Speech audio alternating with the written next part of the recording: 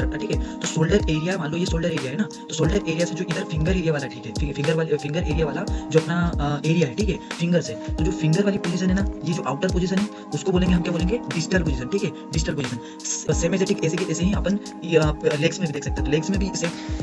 Hello friends, तो कैसे हैं आप सब लोग? आई होप आप सब लोग अच्छे होंगे। तो इस वीडियो में हम जानने वाले हैं मेडिकल टर्मिनोलॉजी के बारे में, जो कि मैंने पिछले वीडियो में पूरी अच्छे से एक्सप्लेन कर चुका हूं। अगर वो वीडियो आपने वॉच नहीं किया है तो प्लीज़ जाकर के पहले देख लें, मैं डिस्क्रिप्शन में उसका लिंक दे दिया हूं, ठीक है।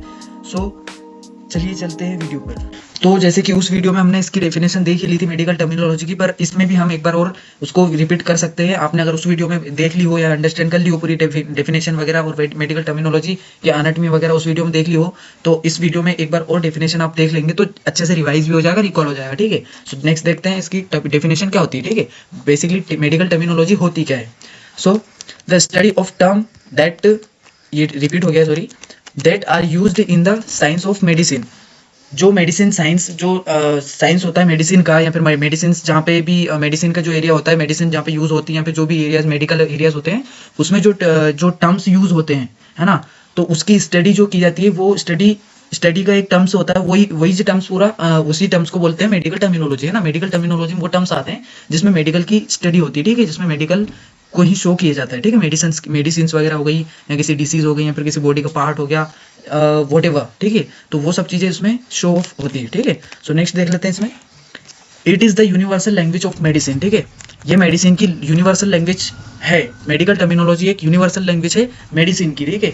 मेडिसिन के बारे में जो ये लैंग्वेज है, मेडिकल टर्मिनोलॉजी जो है, ये पूरे वर्ल्ड में यूज होती है, ठीक है, पूरे वर्ल्ड में यूज होती है मेडिसिन के रिगार्डिंग में, ठीक है। तो ये एक यूनिवर्सल लैंग्वेज भी कहलाती है, ठीक है। सो नेक्स्ट हम देख लेते हैं, it is a functional language, it is a functional language which means that healthcare workers use this language to communicate among all health carriers, sorry। तो जो हेल्थ केयर देने वाले जो टोटल पर्सन है, या फिर जो हेल्थ केयर वगैरह हैं, तो उनमें जो कम्युनिकेट करने की जो लैंग्वेज होती है, वो एक मेडिकल टर्मिनोलॉजी ही यूज की जाती है ना। टोटल जो मेडिकल वर्कर्स होते हैं या फिर हेल्थ केयर वर्कर्स होते हैं, उनमें सब में जो लैंग्वेज यूज की जाती है, जो टर्म्स यूज किए जाते हैं, वो मेडिकल टर्मिनोलॉजी वाले ही होते हैं टोटल, है ना, उसी को मेडिकल टर्मिनोलॉजी बोला जाता है। तो ये कहाँ फंक्शन करती है, मेडिकल टर्मिनोलॉजी जो फंक्शन करती है, फंक्शन लैंग्वेज है। तो ये फंक्शन कहाँ पे करती है, हेल्थ केयर वर्कर्स के बीच में, ठीक है। लैंग्वेज है ये, हेल्थ केयर वर्कर्स के बीच में फंक्शन करती है, ठीक है। नेक्स्ट देख लेते हैं इसमें टर्मिनोलॉजीज। अब हम इसमें डायरेक्ट टर्मिनोलॉजीज पे आएंगे, क्योंकि उसमें हमने इसकी एनाटॉमी वगैरह सब कुछ देख ली, तो उसमें आप बहुत अच्छे से समझ चुके हैं। अब इसमें इस वीडियो का मेरा मेन पर्पस है आपको और भी उसमें जो टर्मिनोलॉजी छूट चुकी है, वो टर्मिनोलॉजीज इसमें मैं एक्सप्लेन करूँ अच्छे से, ना, जो बाकी की बची हुई है, ठीक है, क्योंकि टर्मिनोलॉजीज बहुत ज़्यादा इंपॉर्टेंट भी है और बहुत सारी टर्मिनोलॉजीज हैं, और अगर इसको ईजी वे से अगर पढ़ा जाए तो आपको बहुत अच्छे से याद भी रहेगा, और बहुत अच्छे से एक ये हेल्प भी करेगा हर एक मेडिकल स्टूडेंट को, हर एक उस पर्सन को जो हॉस्पिटल में सर्वाइव करता है, या फिर हॉस्पिटल में जिसको काम करना होता है, या फिर हॉस्पिटल में किसी को भी लगातार काम पड़ता रहता है, ठीक है, तो उसको ये चीज बहुत ज्यादा इंपॉर्टेंट है समझना, ठीक है। सो मेडिकल टर्मिनोलॉजी हम टर्मिनोलॉजीज देखते हैं, ठीक है। नेक्स्ट सो स्टार्ट करते हैं।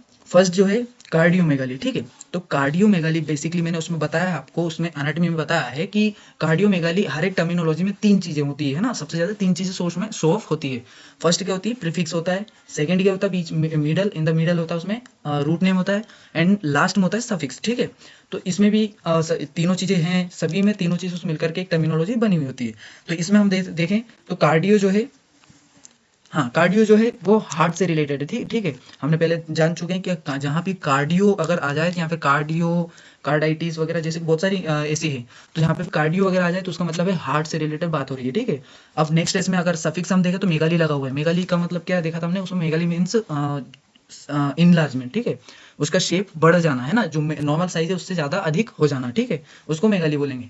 सो नेक्स्ट हम देख लेते हैं इसमें हाइपरकैलेमिया। हाइपरकैलेमिया क्या होता है, अब इसमें भी टोटल चीजें शो ऑफ हुई है। हाइपर इसमें एक प्रीफिक्स लगा हुआ है, कैलेमिया एक रूट नेम लगा हुआ है, ठीक है। तो कैलेमिया, इसको अगर हम देखें, इसका मीनिंग हम देखें तो access potassium in the blood, ठीक है। एक्सेस पोटेशियम ब्लड जो है उसके अंदर जो पोटेशियम का लेवल है वो बढ़ जाता है ना, उसका लेवल बढ़ जाना, उसको जो मेडिकल टर्मिनोलॉजी में बोला जाएगा वो हाइपर कैलेमिया बोला जाएगा। नेक्स्ट हम देख लेते हैं थ्रोम्बोफेरेसिस, ठीक है। थ्रोम्बोफेरेसिस इट मींस क्लॉट रिमूवल, जो ब्लड क्लॉट हो जाते हैं उसको रिमूव करने में हेल्प करता है थ्रोम्बोफेरेसिस, है ना, या फिर जो उसको रिमूव करने की जो प्रोसेस होती है उसको बोलते हैं थ्रोम्बोफेरेसिस। सो नेक्स्ट देखते हैं, फोर्थ है हाइपोवोलेमिया, हाइपोवोलेमिया क्या होता है? लो ब्लड वॉल्यूम, है ना, बॉडी में लो ब्लड वॉल्यूम होना, ठीक है, ब्लड की कमी हो जाना, उसी को बोलेंगे हाइपोवोलेमिया, हाइपोवोलेमिया, है ना, उसके मीन्स होता है। सो हाइपोवोलेमिया, हाइपरवोलेमिया का मीन्स होता है एक्सेस ब्लड वॉल्यूम। देखो इसमें इन दोनों में हमने प्रीफिक्स देखा, आप प्रीफिक्स सफिक्स आपके देखते जाएं तो आपको ज़्यादा अच्छा समझ में आएगा। इसमें प्रीफिक्स लगा हुआ है हाइपो, इसमें प्रीफिक्स लगा हुआ है हाइपर, और वोलेमिया दोनों एक ही चीज़ है, ठीक है। ब्लड वॉल्यूम की बात हो रही है यहाँ पे ना, जो वॉल्यूम है उसी की बात हो रही है, ठीक है। सो ये हाइपो इट मीन्स लो, और हाइपर इट मीन्स एक्सेस, ये हमने इसमें देख लिया है, ठीक है। नेक्स्ट देखते हैं इरिथ्रोसाइट्स। इरिथ्रोसाइट्स हम चेक कर लेते हैं। इरिथ्रोसाइट्स क्या होते हैं ना, erythrocytes it means red blood cells. Guys ये नेम है, जो ब्लड में रेड ब्लड सेल्स प्रेजेंट होती हैं उसका नाम, उसको उसकी टर्मिनोलॉजी होती है इरिथ्रोसाइट्स, है ना, या फिर उसको बोला जाता है टर्मिनोलॉजी में इरिथ्रोसाइट्स, है ना। ऐसे ही जो WBC होती है, व्हाइट ब्लड सेल्स जो ब्लड में प्रेजेंट होती है, आप सभी को पता होगा, जिसको हिंदी में जो है सफेद रक्त कणिकाएं बोला जाता है, और इसको रेड ब्लड सेल्स को लाल रक्त कणिकाएं बोला जाता है। सो जो WBC होता है उसको टर्मिनोलॉजी में बोलेंगे ल्यूकोसाइट्स, ठीक है। ये नेक्स्ट है ल्यूकोसाइट्स। ल्यूकोसाइट्स किसको बोलते हैं?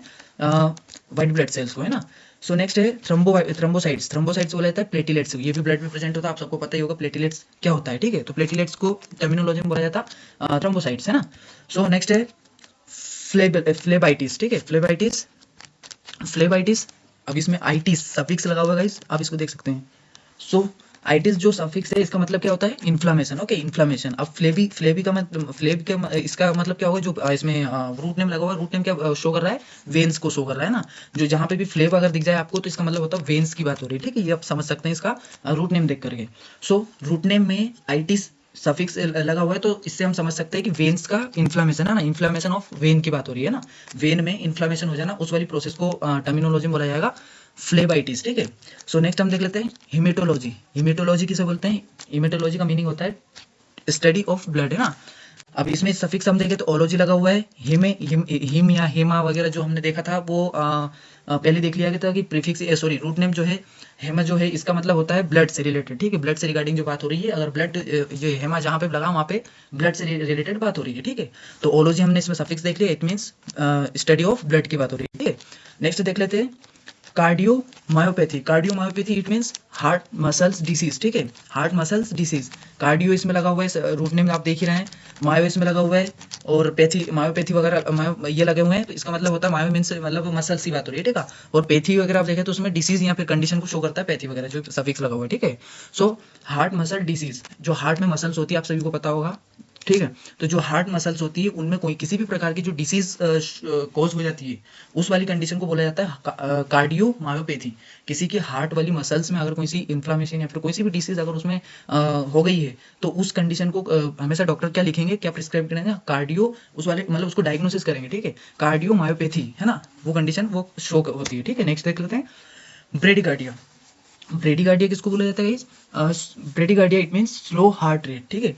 स्लो हार्ट रेट, जो हार्ट रेट होती है वो स्लो हो जाना, ठीक है। जो पंपिंग होती है या फिर जो पल्स होती है या फिर जो बोला तो हार्ट जो पंप करता है, जो हार्ट उसकी जो रेट होती है, ठीक है, पंप करने की, वो कम हो जाना है ना, एक नॉर्मल क्वांटिटी से कम हो जाना है ना। वो बीपी में आप देख सकते हैं कि क्या ब्रेडिकार्डिया होता है और क्या टेकिकार्डिया होता है। क्या उसकी नॉर्मल रेंज होती है, क्या उसकी हाई रेंज होती है, ठीक है, जो कि उसकी नॉर्मल रेंज भी होती है, ठीक है, और क्या लो रेंज होती है। तो वो चीज़ आप उसमें बीपी में देख सकते हैं। अगर आपको वीडियो उसकी बीपी के ऊपर से चाहिए, है ना, ब्लड प्रेशर के ऊपर से आपको वीडियो चाहिए, तो आप कमेंट में लिख सकते हैं कि वीडियो के बीपी के ऊपर से भी आप वीडियो बनाएं, ठीक है। सो नेक्स्ट देख लेते हैं टेकिकार्डिया। टेकिकार्डिया ब्लड प्रेशर से रिलेटेड जो कंडीशन है वो है टेकिकार्डिया, ठीक है।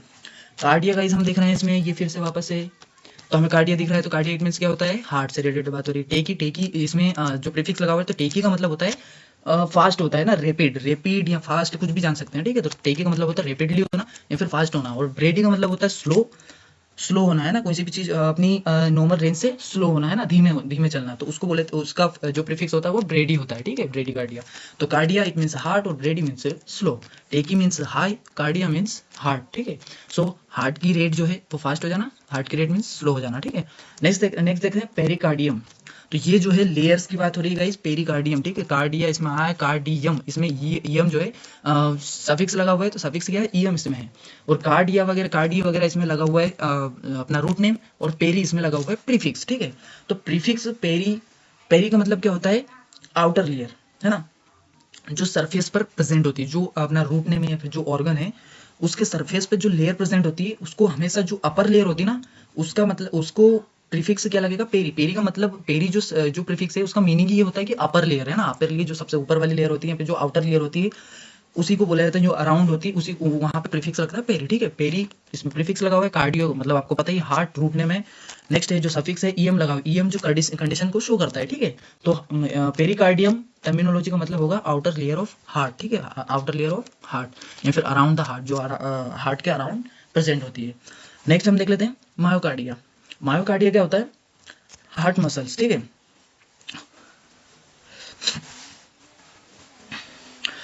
सो मायोकार्डिया, मायोकार्डिया इज अ हार्ट मसल है ना, हार्ट मसल जो मिडल जो मसल होती है हार्ट में, जो 3 लेयर प्रेजेंट होती है, तो पता मतलब आप सब लोगों को पता ही होगा, पेरिकार्डियम, मायोकार्डियम और एंडोकार्डियम, ठीक है। एंडोकार्डिया या मायोकार्डिया बोल सकते हैं उसको, ठीक है।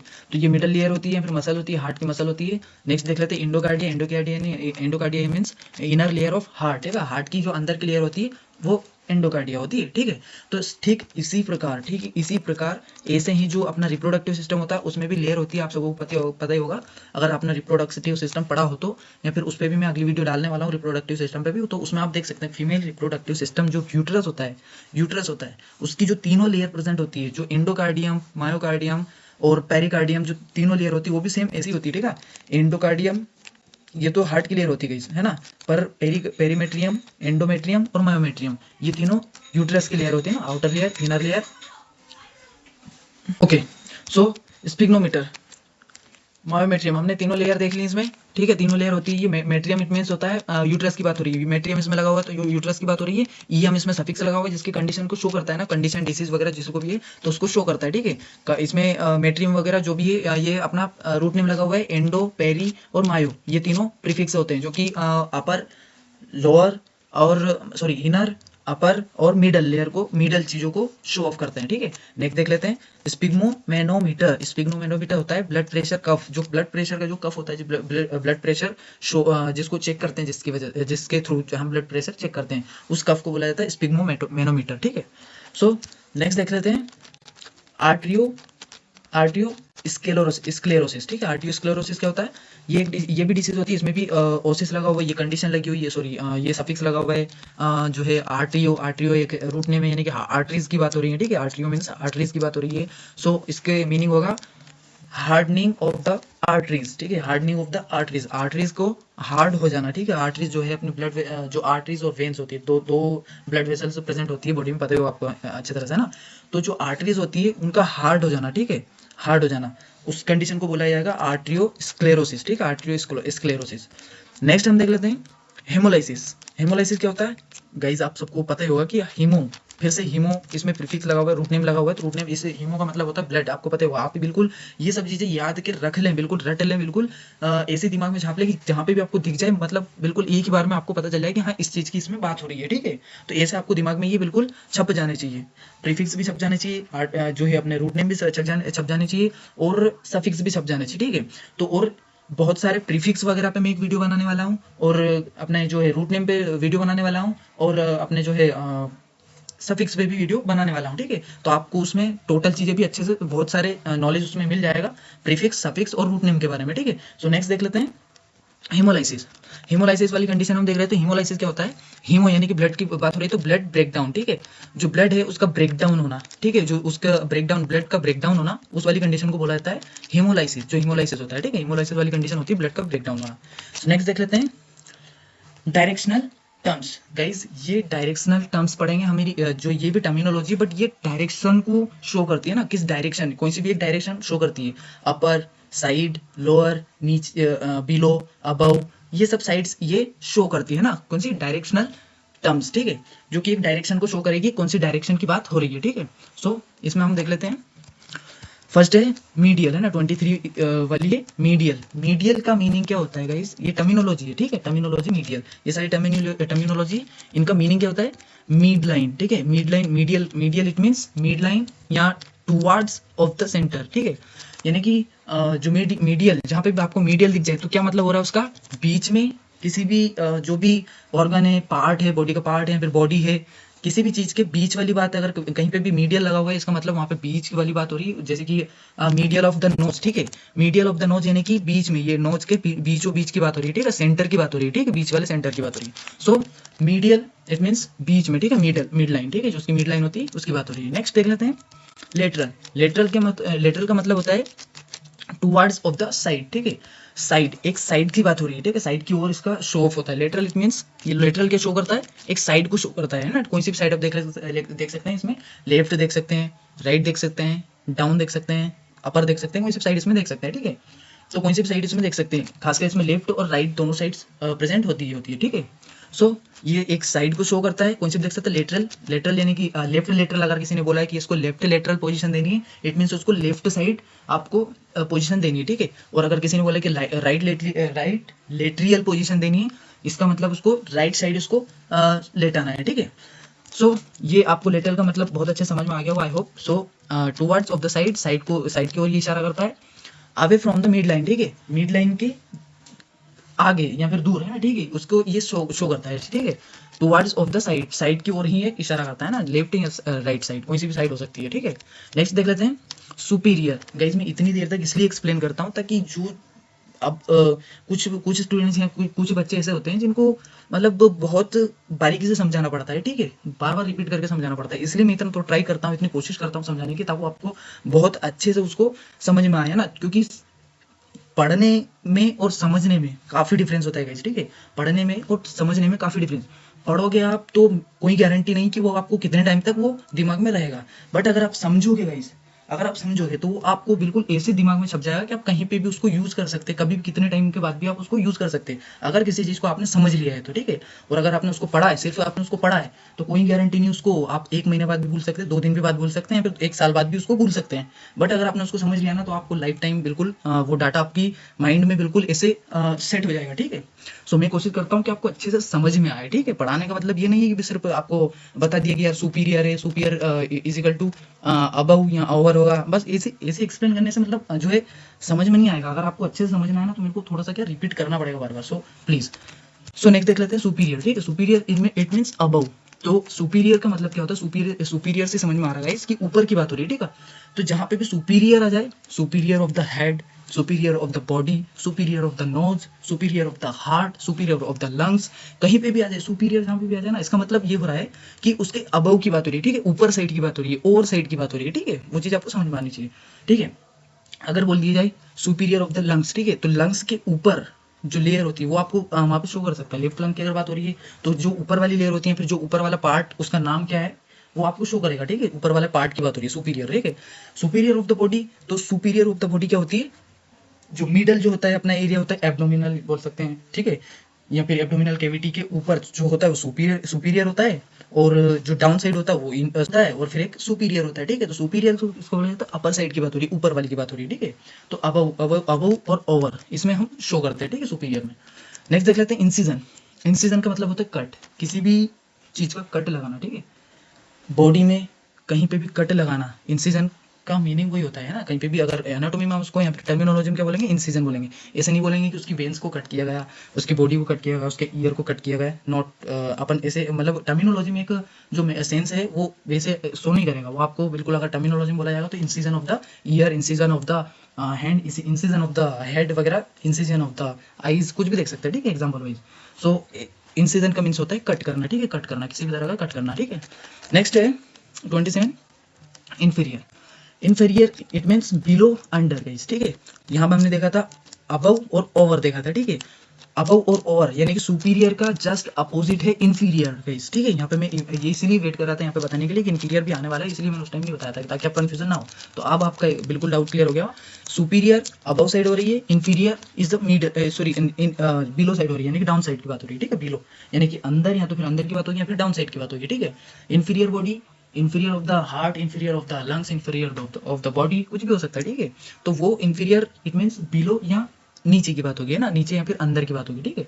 सो इंफीरियर आपको अच्छे समझ में आ गया होगा। नेक्स्ट देख लेते हैं दैट प्लीज़ वीडियो को ज़्यादा से ज़्यादा लाइक करें, ज़्यादा से ज़्यादा शेयर करें, कमेंट्स करें, एंड चैनल को सबसे पहले सब्सक्राइब कर ले अगर नहीं किया हो तो प्लीज़ गाइस, क्योंकि बहुत ज़्यादा मेहनत लगती है यार वीडियो बनाने में और आप लोगों को टॉपिक एक्सप्लेन करने में और इवन नोट्स बनाने में भी बहुत ज़्यादा मेहनत लगती है, आप लोगों को पता ही है। और मैं अपना 100% और नेक्स्ट जो वीडियो आने वाले हैं मैं अपना 100% उसमें देने वाला हूँ और इससे भी बेटर उसमें करने वाला हूँ आपको लोगों के लिए, ठीक है, ताकि आपको और भी अच्छे से मैं अच्छी से अच्छी डिसीज या अच्छे से एनाटॉमी फिजियोलॉजी टोटल अच्छे से एक्सप्लेन कर पाऊँ। सो प्लीज़ सब्सक्राइब जरूर कर लें, उससे क्या है मोटिवेशन मिलता है हमें और मोटिवेशन मिलने की वजह से वीडियो ज़्यादा से ज़्यादा हम बनाने का ट्राई करते हैं और ज़्यादा अच्छे से अच्छी बनाने का ट्राई करते हैं। सो प्लीज़ यहाँ पे क्या है जो प्रॉक्सिमल टू जो इससे अब इसके आगे जितनी भी टर्मिनोलॉजीज वो आपको थोड़ी सी नई नई टर्मिनोलॉजीज लगेंगी, नई डायरेक्शंस लगेंगी। सो इनको समझना बहुत ही ज़्यादा इंपॉर्टेंट है आई थिंक सबके लिए, ठीक है। तो इसको समझने के लिए चलिए स्टार्ट करते हैं। देखो फर्स्टली क्या है, प्रोक्सिमल है, ठीक है। प्रोक्सिमल का मतलब क्या होता है, प्रोक्सिमल का मीनिंग होता है, प्रोक्सिमल जो डायरेक्शन है टर्मिनोलॉजी में उसका मीनिंग होता है अपना near closest to the origin, ठीक है। अब मैं एक बात बता दूं आपको, इसमें सबसे पहली बात ये है सोचने वाली कि जो प्रोक्सिमल जो डायरेक्शन है, ठीक है, डायरेक्शन जो प्रोक्सिमल डायरेक्शन है वो totally opposite of the distal direction, okay. Distal direction, जो डिस्टल डायरेक्शन है वो अपोजिट है प्रोक्सिमल डायरेक्शन, ठीक है। अगर एक मिनट है ना, तो अगर आपको समझना है अच्छे से तो मैं अभी एक मिनट अच्छे से बेसिक से एक्सप्लेन कर देता हूँ। अगर जैसे कि आपको किसी हैंड बताया, ठीक है, यहाँ पे हैंड जैसे कि हमने हैंड एग्जाम्पल लेते हैं, इसमें कोई सा भी जॉइंट वाला जो एरिया, ठीक है, लाइक हैंड और लेग है ना, हैंड और लेग। तो अगर आप हैंड में भी देखेंगे तो हैंड का जो जॉइंट जो एरिया है, जॉइंट एरिया क्या है, शोल्डर अपना, ठीक है। तो शोल्डर एरिया, मान लो ये शोल्डर एरिया है ना, तो शोल्डर एरिया से जो इधर फिंगर एरिया वाला, ठीक है, फिंगर एरिया वाला जो अपना एरिया है, ठीक है, फिंगर से, तो जो फिंगर वाली पोजीशन है ना, ये जो आउटर पोजीशन है उसको बोलेंगे हम, क्या बोलेंगे, डिस्टल पोजीशन, ठीक है, distal position. At the same एजेटिक ऐसे ही अपन लेग्स में भी देख सकते हैं। तो लेग्स में भी सेम ऐसे कैसे होता है, लेग्स में क्या है, जो जॉइंट वाले होते हैं थाई, ठीक है, थाई होता है अपनी जो हिप जॉइंट के पास में होता है अपने जो पेल्विक बोन में जो जॉइंट होता है ना फीमर का, ठीक है। तो ये जो जॉइंट होता है, फिर ये जो पार्ट होता है यहाँ पे, तो उसको बोलेंगे हम प्रोक्सिमल डायरेक्शन बोलेंगे यहाँ पे। और इसके जो डाउन हम जाएंगे, फिर अगर हम जाते हैं यहाँ पे फिंगर्स के पास है ना, ठीक है, फिंगर्स के पास जाएंगे तो उस जो फिंगर्स के पास जो डायरेक्शन आएगी उसको बोला जाएगा अपना डिस्टल पोजीशन, ठीक है। तो ये बहुत ही ज्यादा मेरे को इंपॉर्टेंट लगी सभी को बताने के लिए, इसलिए मैंने इतने अच्छे से एक्सप्लेन किया आपको लोगों को ताकि अच्छे से समझ में आए, ठीक है। तो बॉडी का कोई सा भी हैंड या लेग्स में जो भी जो जॉइंट पार्ट है, ठीक है, जॉइंट पार्ट है, जो जॉइंट पार्ट है उसका जो मेन जो जॉइंट पार्ट है वहां का जो पोजीशन है उसको बोलेंगे हम, क्या बोलेंगे, प्रोक्सिमल। एंड जो लास्ट इधर का जो लास्ट वाला एरिया उसको बोलेंगे हम डिस्टल। तो कभी भी हम बोला जाएगा, तो अगर किसी को बोला जाए कि आपको प्रोक्सिमल डायरेक्शन में आपको लेके जाना है, ठीक है, तो प्रोक्सिमल कैसे आएंगे आप, इधर नीचे से तो आप ऊपर लेके जाएंगे, यानी कि है ना प्रोक्सिमल का मतलब। और अगर आपको बोला जाए कि डिस्टल पोजीशन में लेके जाना है या फिर डिस्टल डायरेक्शन बताया आपको, तो आपको इधर से यहाँ पे लेके जाना है। सीधी सी बात है, बहुत अच्छे से अगर मैंने समझा दी, मेरे हिसाब से मैंने 100% अपना दे दिया इसमें, तो आपको 100% आ ही जानी चाहिए, ठीक है। और अगर फिर भी नहीं आई हो तो प्लीज आप कमेंट कर दो कि हमें ये चीज समझ में नहीं आई, तो मैं और भी अच्छे से इसको एक्सप्लेन करने का ट्राई करूंगा, अपना 100% देने का ट्राई करूंगा, ठीक है। सो नेक्स्ट भी हम देख लेते हैं, सेम ऐसे कैसे ही cranial and caudal, ठीक है। सो cranial and caudals, cranial is also totally opposite of caudal direction, okay। caudal direction के totally opposite cranial है, या फिर ये आई मीन टू से ये दोनों ही एक दूसरे के अपोजिट है, ठीक है। ये cranial पोजीशन और ये caudal पोजीशन, ठीक है, caudal पोजीशन। तो ये दोनों आपस में दोनों ही मतलब अपोजिट है एक दूसरे के, ठीक है। तो अब इसको हम देख लेते हैं। तो इसको अगर हम क्रेनियल और कॉडल को हम देखते हैं, तो जो बैक होती है हमारी, ठीक है, अच्छे से समझना गाइस, जो अपनी बैक होती है, बैक में हमारी स्पाइनल कॉर्ड होती है। तो स्पाइनल कॉर्ड में जो अपर एरिया होता है, अच्छे समझना, जो अपर एरिया होता है, कौन सा एरिया होता है, अपना जो हेड होता है, ठीक है, सर्वाइकल बोन होती है, सर्वाइकल बोन के ऊपर अपना स्कल आता है, ठीक है। तो स्कल आता है उसके पोस्टीरियर एरिया में, पोस्टीरियर यानी कि पीछे की साइड है ना, ठीक है। तो पीछे की साइड वाली बात हो रही है गाइस, ठीक है, यहाँ पे कंफ्यूज मत होना, बैक साइड, ठीक है, यहाँ पे देख सकते हैं आप बैक साइड, ठीक है। कॉडल में भी देख सकते हैं ये, ठीक है, कॉडल में भी आप देख सकते हैं बैक साइड ऑफ टेल, ठीक है। और क्रेनियल में भी देख सकते हैं टुवर्ड ऑफ द हेड, ठीक है, टुवर्ड ऑफ हेड यानी कि हेड की तरफ। तो हेड की तरफ पीछे की साइड, ठीक है, जो सर्वाइकल बोन है उसके हटे जो अपना हेड स्कल बोन होती है उसके पीछे की साइड, ठीक है। तो पीछे की साइड जो होती है हमारा, या वो वाली कंडीशन, वो वाली डायरेक्शन को बोला जाएगा क्रेनियल, ठीक है। क्रेनियल आया, तो क्रेनियल आई होप आपको समझ में आ गया हो। अगर किसी को बोला जाए क्रेनियल वाली डायरेक्शन क्रेनियल बताई जाए आपको, तो वो है बैक साइड ऑफ अपने हेड, ठीक है, हेड के पीछे। सो अगर इसी के अपोजिट में अगर आपको कोडल बताया जाए, तो कोडल में आपको जो स्पाइनल बोन है, जो स्पाइनल कोड है, हाँ, जो अपनी स्पाइनल बोन है, तो स्पाइनल बोन को जो एंड है, ठीक है, एंड अपनी टेल बोन आती है, सेक्रम के जस्ट नीचे जो टेल बोन होती है, तो सेक्रम के पास ही जो नीचे वाला एरिया है वहीं आता अपना कॉडल एरिया, ठीक है। तो कॉडल डायरेक्शन उसी को शो करता है, ठीक है, बैक और टेल, ठीक है, यानी कि टेल के पीछे। पर ये पोजीशन, दोनों पोजीशन गाइस पीछे की साइड होती है, पोस्टीरियर, बॉडी के पोस्टीरियर ना, अपनी जो बैक होती है पूरी, पीठ जिसको हिंदी में बोलते हैं शायद, पीठ है ना। तो पीठ के एरिया पर आती है जो जो हमारा पीठ वाला एरिया है, तो पूरी जो स्पाइनल कॉर्ड है तो ऊपर वाले डायरेक्शन को बोला जाएगा क्रेनियल, एंड डाउन वाली जो सेक्रम या टेल बोन होती है उसके वहां की पोजीशन को बोला जाएगा कॉडल, ठीक है। सो मैंने ये दोनों भी आपको अच्छे से एक्सप्लेन की दी है, आई होप। सो नेक्स्ट देख लेते हैं ventral, okay, dorsal and ventral, ठीक है। ये dorsal and this is ventral, ये वेंट्रल, ठीक है। सो डोर्सल एंड वेंट्रल को अगर देखा जाए तो ये भी आपस में दोनों ही कंप्लीटेड अपोजिट है दोनों गाइस, ठीक है। दोनों ही आपस में पूरी तरह से अपोजिट है, ठीक है, एक दूसरे के, ठीक है। तो अब इसको हम देख लेते हैं कि क्या होता है क्या नहीं होता है इसमें, ठीक है। तो डोर्सल जो है, तो डोर्सल में क्या होता है, जो सबसे पहली बात तो ये कि ये सरफेस होती है गाइस, ठीक है, ये होती है सरफेस। तो सरफेस कौन सी होती है, एक हम इसमें देख लेते हैं, अच्छे से देख लेते हैं कि ये जो है सरफेस, ठीक है, near upper surface of back, ठीक है।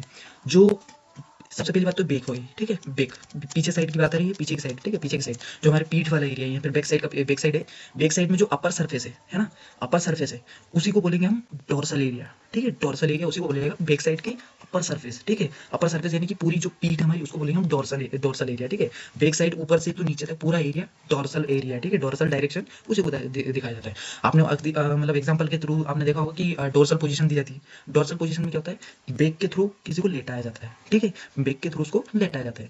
Same as it is different opposite में क्या होता है, वेंट्रल होता है गाइस, वेंट्रल होता है, ठीक है।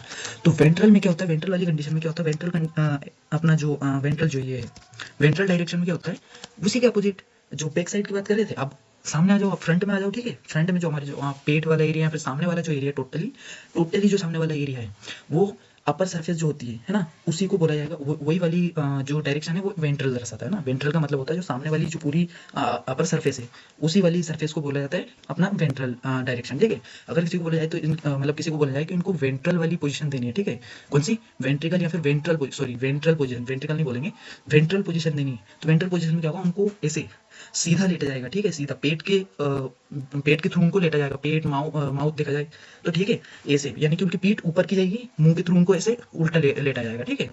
सो आई होप आपको वेंट्रल और डोर्सल दोनों ही अच्छे से एक्सप्लेन मैंने कर दिया है, हो सकता है आपको समझ में आ गए हों, आई होप, है ना। सो इसमें नेक्स्ट देख लेते हैं पोस्टीरियर एंड एंटीरियर। तो now posterior is also totally opposite of anterior, ठीक है। एंटीरियर ये मैंने ऐसे ही सभी को मैंने ऐसे ही यहाँ पे सेट किया था ताकि आपको एक ही बारे में मैं अच्छे से एक्सप्लेन कर पाऊँ। अपोजिट साइड है, ठीक है, अपोजिट साइड। तो ये टोटली अपोजिट है। Posterior it means back behind toward the rear, ठीक है। पोस्टीरियर इट मीन्स मैंने बता ही रखा आपको, पोस्टीरियर तो पता ही होगा कि पीछे की साइड हो जाता है, ठीक है। पोस्टीरियर मीन्स पीछे की साइड होता है, एंटीरियर मीन्स फ्रंट साइड होता है ना, फ्रंट यानी सामने की साइड होता है ना, एंटीरियर हम सामने वाले को बोलेंगे, ठीक है। सो पोस्टीरियर यानी पीछे की साइड, एंटीरियर मीन्स सामने की साइड। ये बहुत ईजी था, तो ये आपको समझ में आ ही जाना चाहिए, आई थिंक, है ना। So please now I think this is the video is the end, ठीक है। So if you have not subscribed yet, so guys please do subscribe and comment and like that, okay। So you know जो video बनाने में ना बहुत मेहनत लगती है गाइस, बहुत ही ज़्यादा मेहनत लगती है। टोटली हमें नोट्स भी प्रोवाइड करने पड़ते हैं, टोटली नोट्स बनाने पड़ते हैं, पीपीटी वगैरह बनाने पड़ते हैं, बहुत ज़्यादा, मतलब बहुत ज़्यादा इसमें मेहनत लगती है। तो आप सिर्फ एक छोटा सा अपना लाइक दे दें, सब्सक्राइब दे दें। I don't want anything, okay, only I want your like, your beautiful subscribe, okay. So please I hope you did it, okay. So thank you guys, thank you for watching guys, thank you. Please video को ज़्यादा से ज़्यादा like करें, ज़्यादा से ज़्यादा share करें, comments करें, इन चैनल को सबसे पहले सब्सक्राइब कर ले अगर नहीं किया हो तो प्लीज़ गाइस, क्योंकि बहुत ज़्यादा मेहनत लगती है यार वीडियो बनाने में, और आप लोगों को टॉपिक एक्सप्लेन करने में, और इवन नोट्स बनाने में भी बहुत ज़्यादा मेहनत लगती है, आप लोगों को पता ही है। और मैं अपना 100% और नेक्स्ट जो वीडियो आने वाले हैं मैं अपना 100% उसमें देने वाला हूँ, और इससे भी बेटर उसमें करने वाला हूँ आपको लोगों के लिए, ठीक है, ताकि आपको और भी अच्छे से मैं अच्छी से अच्छी डिसीज या अच्छे से एनाटॉमी फिजियोलॉजी टोटल अच्छे से एक्सप्लेन कर पाऊँ। सो प्लीज़ यार सब्सक्राइब जरूर कर लें, उससे क्या है मोटिवेशन मिलता है हमें, और मोटिवेशन मिलने की वजह से वीडियो ज़्यादा हम बनाने की ट्राई करते हैं, और ज़्यादा अच्छे से अच्छी बनाने की ट्राई करते हैं।